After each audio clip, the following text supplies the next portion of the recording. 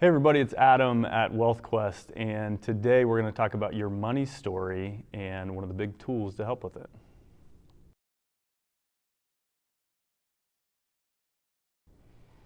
Hey everybody, thanks for taking some time out today to check in with us. Today is a real fun concept.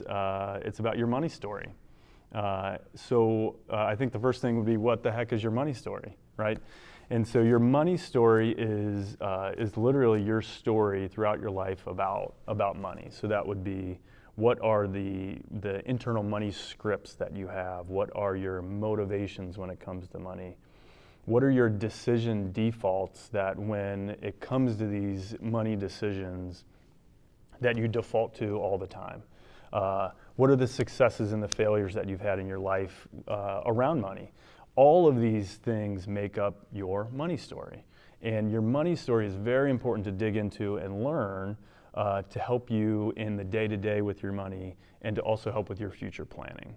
So when you look into trying to understand your money story, the biggest things are to figure out what your money scripts are. We've talked a little bit on these videos about money script. We have a couple podcasts on the money scripts. Understanding also what your money motivations are. The big thing that I'll point you to here is our money motivator assessment that helps kind of think about, when I have these motivations when it comes to money, what does that look like? Looking back and just trying to say, all right, what have I done really well? What are my successes in terms of money? And what are my failures? And the big thing is, I think, looking back and seeing what these decision defaults are. So when I'm in this situation, where does my mind go all the time as a default to say, this is always going to happen? You can start to develop some patterns here with money, and that helps to think about what your story actually is. One of the biggest tools in understanding your money story and also helping formulate the future story that you have is awareness.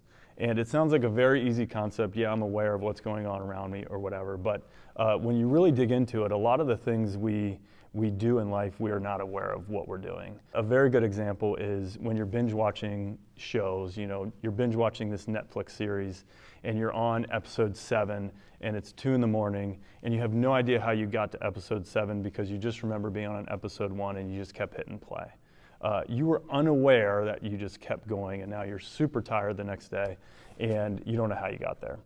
So being able to almost step out of your mind and see what is going on with that thought is awareness. It happens a lot with money too. Think about this buy right now option that we have on Amazon, when you can just one-click buy and it shows up the next day. You're not really aware of how much it's cost and all of the spending that goes into it. So as you start to think about these decisions and the next few days or the weekend or whatever it is, try to think about and process this awareness where you're almost saying, all right, what is my mind actually doing here in this decision? What thought am I having? What feeling am I having in this? And you'll start to hone in this skill, not only with money, but life, about being aware.